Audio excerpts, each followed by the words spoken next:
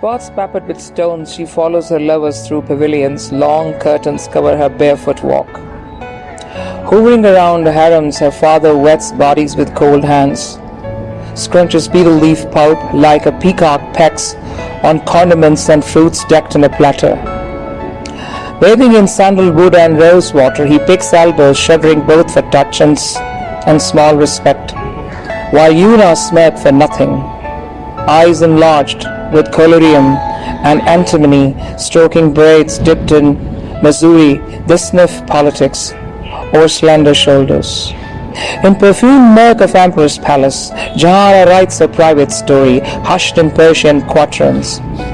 Not a feminist grudge or a midnight sulk of many begums tossing in soft beds, whom passion sends to early sleep, but the reclusive delight of virginity, mirroring henna-patterned hands, mopping feminine sweat, sharing her bold movements. Jahara takes lessons in sensuality from Sufis. Anecdoting her universe, she places wine on prayer rugs, drinks theophanies from ornate cups. The tumbler and verse canonize her pilgrimage. After initiation, her heart sedates. A veil rules her princely eyes, while Mumtaz's grief erects domes, ghazal-soaked pillows, secrets settle like postures, silence sheets their souls. Served by giggling maids, she watches destinies in marble pools, swooned by winds in saratolos.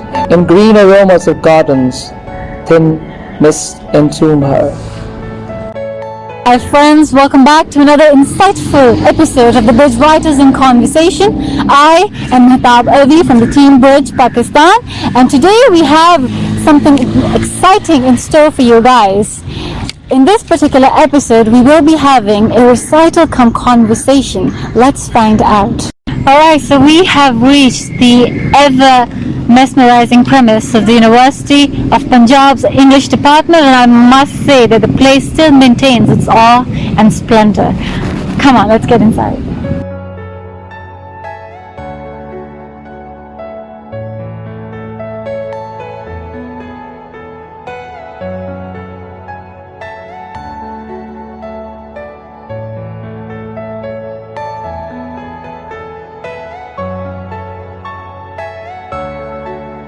Alright, so we are here with one of the most promising poets of Pakistan, Dr. Rizwan Akhtar, who is an assistant professor at the reputable University of Punjab. He has done his PhD from University of Essex. His research focuses on South Asian literature. He's also an erudite in the field of gender studies, feminism and modernism. He has also presented his research papers in international conferences held at Sweden, London, Scotland and England. And he has covered diverse fields like crime fiction, adaptation studies and modernist aesthetics. To top it all off, he is the author of the masterpiece Lahore I Am Coming, which has received tremendous acclaim on both national and international forums, and today we will dive deep into the oceanic richness of his collection and will also uncover poetic verses from his recent works. Dr. Akhtar, it's wonderful to have you. Thank you so much for your time. How are you doing today? I'm good, and thank you very much for coming here and sparing time actually to talk about poetry, English language poetry of Pakistan, which is a yawn that is quite ignored and neglected. So it's a pleasure meeting you. Indeed. Thank you for having us. So let's start this recital with your favorite poem, and then we will be following the dictates of the poetic trance. Right, it's a little difficult to say that this is the favorite or this is not, but still I would try to manage a few poems today which I have not actually recited earlier at any other forum. So I'm just trying to select those poems, you see, and this one I'm selecting is Love in Times of Suffering, because this has something to do with the contemporary happenings, you see. I knew her, that woman like a shadow, flamed on cities' walls. a poem exploding away from pages, landscapes and faces. Having long hairs and jittery blinks, an epidemic of love grew. In congested corridors, conversations lifted our winter. Abrupt news of tremors and floods, interpretations ran amok. Above my face her mouth moaned, eyes habitual of not returning answers. Her loneliness needed a second chance, but the dead do not have this privilege. Past gardens, trees, roads, and dust, casualties scattered like smiles. Behind broken walls, smashed iron railings, Lahore lost her company. I don't know her, of course, and I whispered, it's too hot to leave. When it was just between two moments, not knowing which one is more painful, love in times of suffering. It's beautiful, and we can totally relate it with the times we were locked up during the pandemic. Yeah, and the casualties actually. It's something that is still continuing. We know that the pandemic has taken its toll upon the world. Actually, it's not confined to one place. So I think that's why I have reason. I mean, like many other writers, I've also felt to dwell on this connection between poetry and pandemic. That how in times of suffering, in times of crisis, or how the cultures and the individual respond. Do we have this, do we have this courage of taking risk actually? How important it is to have this courage of taking risk, because we know that you are asked not to go out and yet you have to stay alive, I mean, metaphorically speaking also. True. Right. So language is the central locus of your work. And oftentimes you've been criticized for obscurity of the language, but I believe, do you think that obscurity has a certain role to play in maintaining the integrity of the mystery in a poem? Yeah, yes and no, but first let's say yes. I mean, obscurity, the very word, I mean, its meanings have changed actually over the decades. If you see in the 20th century, and you see writers like Virginia Woolf, James Joyce, or many other European writers like the later crop of writers who come under this so-called existentialist category, like the German Günter Grass, or many other writers you see, or Milan Kundera, but precisely the English fiction that we were brought up on.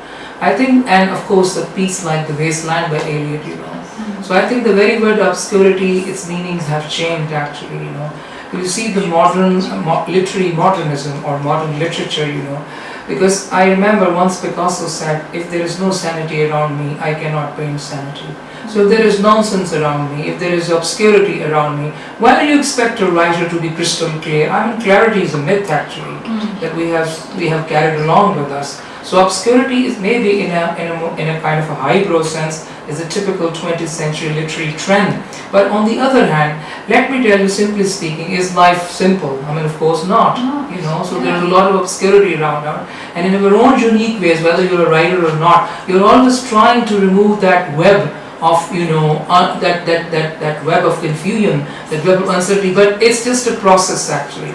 So I think obscurity for many modern writers is a kind of a self-conscious posturing actually. They may do it intentionally and they may not do it intentionally, but I think that if I'm not wrong, I think it's Wallace Stevenson's the American poet who once said that you can never understand a poem completely. Much of it remains obscure actually. And I think that's perhaps is a sort of a sort of a difference of this yawn from other yawns actually.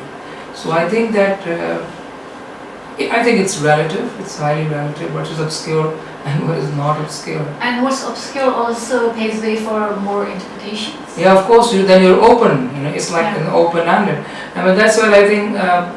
It's not good to mention academics there. But I think in this well-known essay by Linda Hutchinson, The Politics of Postmodernism, she says that look, that there is no original aesthetics and there is no textual closure. So when you say that everything should be clear, it means you're asking for a closure, and there is no closure.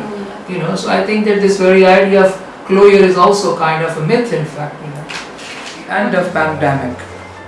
When the silence will be over, poets will compensate. Till then, words depart. Love needs a pause. Whatever lost meanwhile is kept in mind's microchip, but bodies went to graveyards. Memory is a dug-up hole. Beeping monitors rest, comes another. Cities are chosen, who said they are unreal? Skyscrapers stand, arrogantly in squares. Pigeons congregate, picking food humbly. From a distance, gods watch, they have not stopped breeding. We are not short of myths, the written word will return. Ears are on strike, eyes watchful. The end is certainly open-ended. The end of pandemic. That was beautiful. And I also have noticed that it is said about your poetry that there's a writer-wanderer, and a writer-settler. However, I believe there is a spectator that is watching both the wanderer and the writer who is infusing the words. Right? There's a creative introspection going on.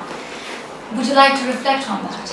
Yeah, I think yes, the observer, that you say, or the spectator, is perhaps the detached persona of the poems. You see, one who is simultaneously a participant, but one who is also a sort of an aloof, isolated watcher of the events. One who wants his self not to be part of the life of the poem, and who is on a sort of a distance or a remote point watching the drama of human life. Beautiful. Would you like to include a recital? Yeah, sure. Now, since you talked about this, spectator, there are plenty of poems in the collections and in the more recent work, which are about birds. Actually, the bird is perhaps one of the most frequent image in literature, which is about the sense of migrancy, the migrant self, because we are all migrants in one sense, moving from one place to another, and we carry places within ourselves. So there is a poem, which is titled as Some Birds.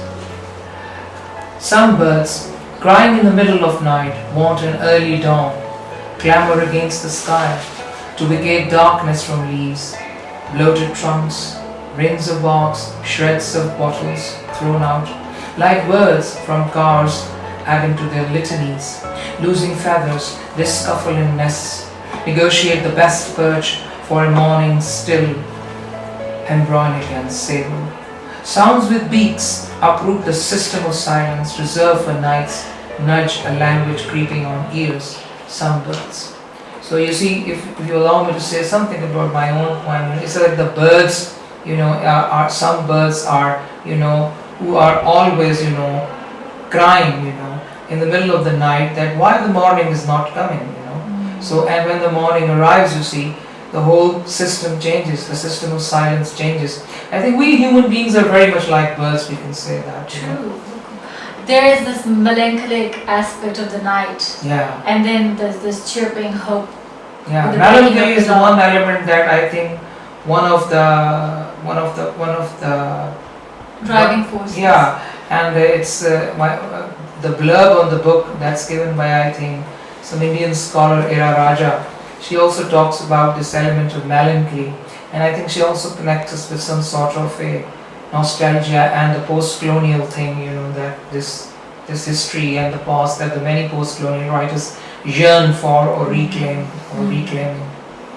Yes, there's definitely a tussle between reclaiming and reliving. Yeah, reliving. In your previous interview with Bridge, we asked you a question with regards to language. Yes. And in which you stated that one must not take liberties with the language, but one must economize the language. We would love... In a paradoxical way, it's the same thing actually, because taking liberty and, in one sense, is that so many modern writers do take liberties with language also. Even if they condensify it, or they expand it, or they use words economically, or where or it's up to them that whether they use more words, or they want to use the less word. But I think that language is something, because modern poetry is about language. It's about, I think it's Auden who said, perhaps, that out of many other things, if I'm not quoting him accurately or perhaps precisely, that the poet first thing about poet is that he's in love with language actually.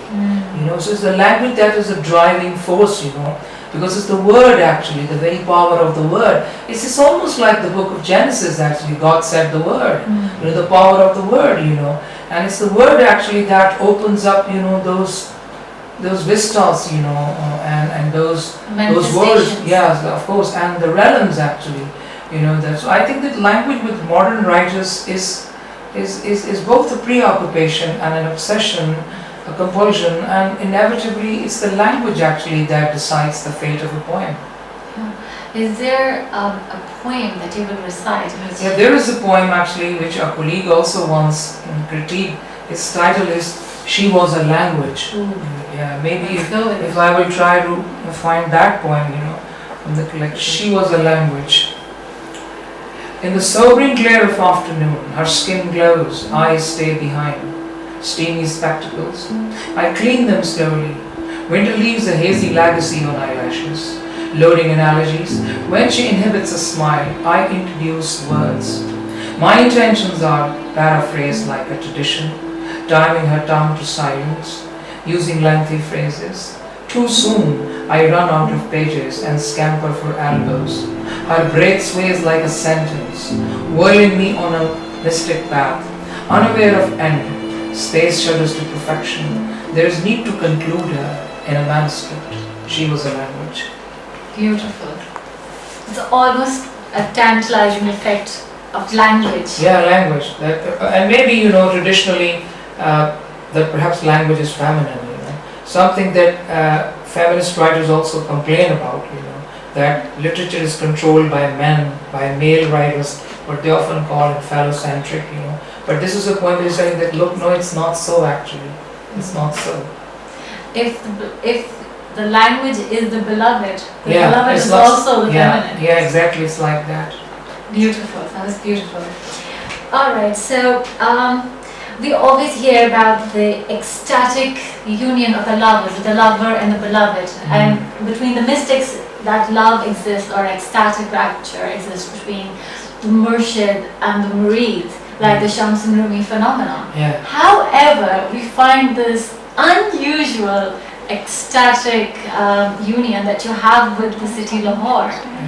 And in some of your interviews, you've mentioned the word communion. Yeah. Would you like to reflect on that? Yeah, basically we use the word communion. If you go into the etymology of the word, it definitely has Christian connotations, as Wordsworth, was also he himself calls him a nature worshipper in communion with nature. But of course we have to take that word out of that context. And you mentioning, this the Sufi or the mystic, relationship of the disciple and the master. Yes, because I am into Sufism and it's a part of that world also. And Lahore is a city where there are plenty of shrines actually. Is this city, the inner city? I spent my childhood there. My ancestors have been here for ages actually. We are not outsiders, you see. So and all these shrines in Lahore, and the mystic appeal of this place is something that is in my first book. And if you're talking about union and ecstasy, I think that yes, I mean someone who is culturally close to. That's why I believe that how important it is to familiarize yourself with the indigenous life, so that I mean all this thing that you mentioned about that, this union and the word communion is definitely the writer is in conversation with the city, because communion also means conversation.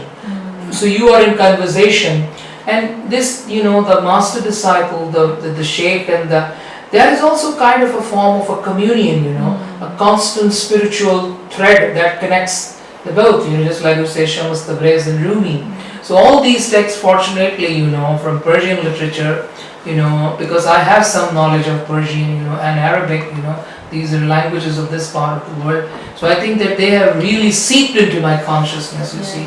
And we see the remnants of this. Of course, you do see that. And because I have also written ghazals, in English, many of them have been published, but I haven't just collected them in the book form, because many of these ghazals, they are actually about this connection of poetry or ghazal with Sufism, because we know that people like Amir Khusro and many other exponents of poetry, how they actually perfected this art, first in Persian and then in Urdu. So I think the connection between ghazal and Sufism and the Shiraim is perhaps the most enchanting connection. Beautiful. Can we recite a poem that reflects this enchantment? Yeah, soul's food. The last apostle said about his first spouse, Khadija is my soul's food. This could be a word a lover cares to say to his beloved for soul's food. Those who are distracted by ways of the world need to wake and brood. Can everyone touch the pinnacle and bear the hard labor for soul's food? Oh, the body winces, desires, eyes search for that touch, hands preclude. Those who cannot mix the ingredients will never relish the soul's food. In a dark room I mumble, making my tongue a chaplet. Verses feud, a deep battle forces me, a scimitar, piercing bodies, a kind of soul's food. On a harassed chest you laid down your cheeks and the balm it exudes. Mir's desolation, Ghalib's conundrums, Fair's yearning, all soul's food. Let me see if I can look for you like Orpheus wandering in sad mood. Eurydice could have found him, but how God snatched his soul's food. Eyes down, Jibrail says, O messenger, Khadija comes with a bowl of food. After she passed away came the year of grief, he fed on her soul's food. The letter you wrote to me is safe in a closet, and the poet too pursued. All words of amour, making you a perfect muse, ingesting soul's food. Staggering alone in the English winters, covered in a leather and hood, a Shahrazad in a ghazal in English, on a flying carpet for her soul's food. Beloved, the poet will return to have a feast in another realm renewed. Till then, recite and prostrate on a rug with the green dome, have soul's food. Inside the royal mosque, we could have seen relics of the last apostle, where souls converge after the call for prayer, fasting with soul's food.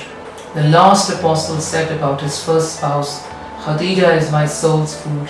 This could be a word a lover cares to say to his beloved for soul's food. It's breathtaking, it's beautiful. Thank you. It's crazy how there's intercontextuality Yeah, within of course. it. But basically it started with the tradition of the Prophet, in which he said about his first wife that she is my soul's food.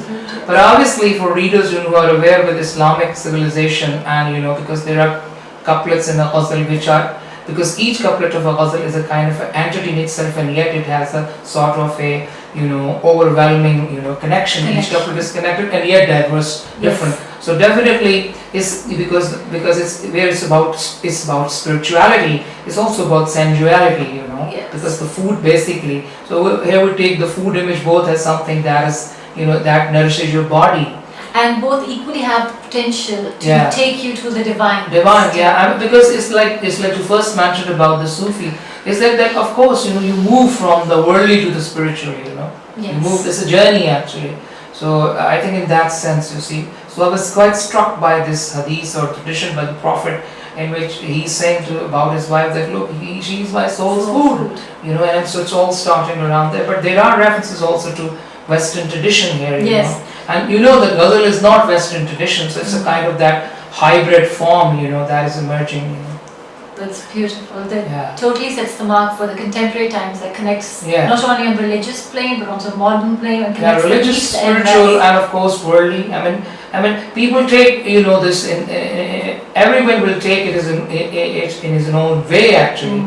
So what it is talking about. So. And of course it has references to Lahore also, like the Royal Mosque, and of course other places. Come back to our own humble beginning. Yeah. Beautiful, that's so beautiful. So I'll conclude with the last question. Yeah, sure. Our generation suffers from an extreme memory loss, right? And what message of love will you give to the blind dwellers to awaken and kiss the dust of city, as you have mentioned in your poetry? What key ingredient would suffice to shake us up, to recognize and acknowledge the glory and the history of the city with all its baggage. Yeah, I think that if you're talking about this city, I mean anyone who belongs to this city, I think who really belongs to that city, because we know that with as far as the cities are concerned, people from all parts, they arrive on cities. I mean, cities, they actually do not belong, but they start claiming it. And I think that's one of the things that happens, that even those who are outsiders, they become, or they pretend as if they are insiders. But I think, as ironically enough, I mean, there's always that line between the insider and the outsider. I mean, those who know the city in its flesh and blood, those who know the city in its pulse and its breathing, just like Keats says about the Grecian and all breathing human passions there. I think that that is something that is always there. But I think what you said earlier, that we are losing memory, perhaps that's what you said. We're living with a sense of memory loss. Yeah, exactly. The youth especially feels it's a detachment. Yeah. And there's no intrigue in the youth. How do you bring that intrigue back? There are many ways. For me, I think it's poetry again, it's that your association with the place, because Lahore I am coming is about this deep association with the place. And it's the, as a writer, it's your resilience actually, that you keep coming back, But I think that it's very important that what actually motivates you to leave and what motivates you to come back, So in that we will see that it's the same thing, perhaps, is that I mean, it goes back to one thing, that the writer does not belong to one place. The writers do not belong. They belong to all, places, you see. Beautiful. Would you like to do a last recital? Yeah, it's just like you talked about this generation, this memory loss. Then I will read a very fresh poem. It's published in Ireland, but not very fresh, last year. I sent the poem from a very different perspective.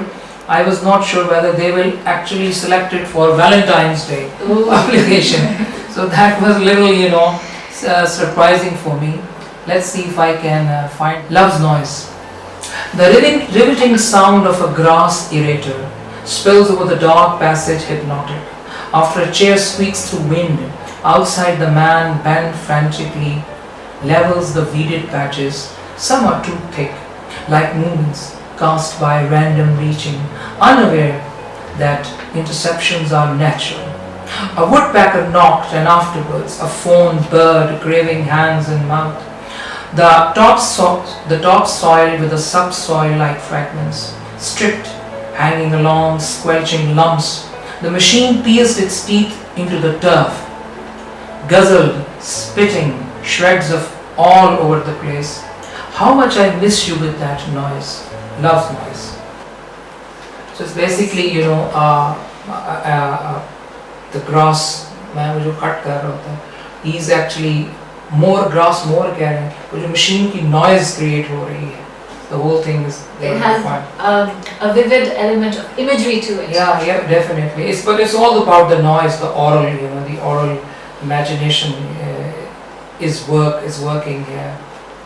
Usually, we need composure and silence to birth poetic words, but you are using noise to. Yeah, I'm using the last line. How much I missed you with that noise, noise. Because even the noise becomes the part of the experience. So we'll say that noise is a bad thing, but we are all living in this terrible noise, the environmental, noise. You see, where people, even when they're walking on a jogging track, they are using mobile phones. You see, because the jogging track is not the sort of the place where you're supposed to contribute to the noise. Actually, it's the quite other way around. In fact, it's a totally new concept. Yeah, it shifts the perspective. Exactly. So it's kind of what often called, and I don't want to, but it's sort of a deconstructive, deconstructive mode. That how noise is taken as a kind of a metaphor for love also. Yes. It's because you live in this kind of noise. So of course there are multiple meanings. This is wonderful. Thank you Thank so you much. And I hope you all had a wonderful learning and entertaining session with this beautiful recital and so much insightful wisdom that we gained from Dr. Rizwan. And we hope to come back with more episodes. And Before we end, do register on our website www.bridgethenations.com, and we'll see you again in the next episode. Till then, Allah Hafiz.